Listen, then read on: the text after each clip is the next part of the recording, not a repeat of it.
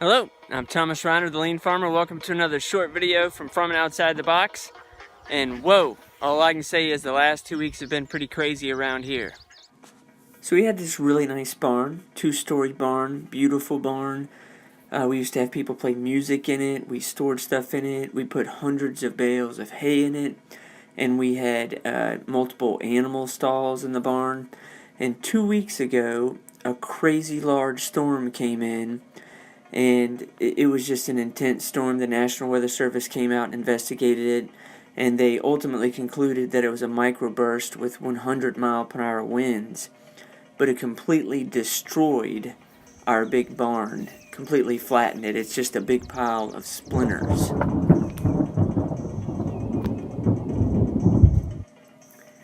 And it was pretty devastating. The debris is just beyond anything you could imagine. Twisted up metal and glass everywhere and nails everywhere, and it was really just hard to even get around it at all. I had a lot of people say you should just get a bulldozer and torch it or burn it.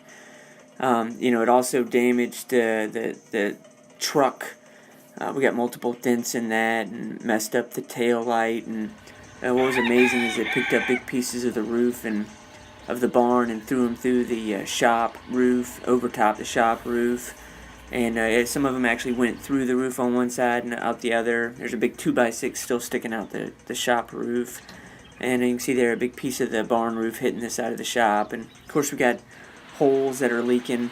And in all of that, though, it's reminded me of something when I went to Japan. I got to spend time with Ritsuo Shingo, Mr. Amazawa, Norman Bodek, one of the most famous people there. Paul Akers took us, and we went to the Toyota Dojo.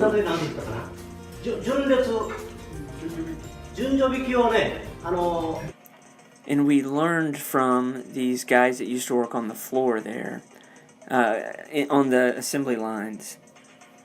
And I think I learned the most from this guy. I wish I could remember his name. But one day he talked about a manila envelope, and it was a used manila envelope, and it was actually an envelope that they received in the mail, and then they converted it to a manila envelope for interoffice mail. And I was blown away that a company that is, $1 billion company, that's how frugal they were. They cared about every little cent. And so that came to my mind when I was looking at all of this destruction and decided instead of bulldozing it or just setting a match to it, we were going to see what we could pull out of this debris. And so we started working, cutting it up in sections and moving the sections and organizing the sections. And so now we have all this wood that we're going to be able to use in the future. And we were even able to take sections of the roof and cut them up. And I hope to one day actually turn them into some type of fence or like a pig chute. And we got tons of lumber there that we can use. And so we took a huge pile of debris, which is basically the whole barn that was destroyed, and instead of just bulldozing it or lighting a match to it, we were able to utilize that wood, and now this is the pile of debris we have. We still have a little pile, but nothing compared to before. And so trying to adapt that mindset that they had over there in Japan and save what we can. Thanks for watching another short video from Farming Outside the Box, and keep on making those improvements to your farm.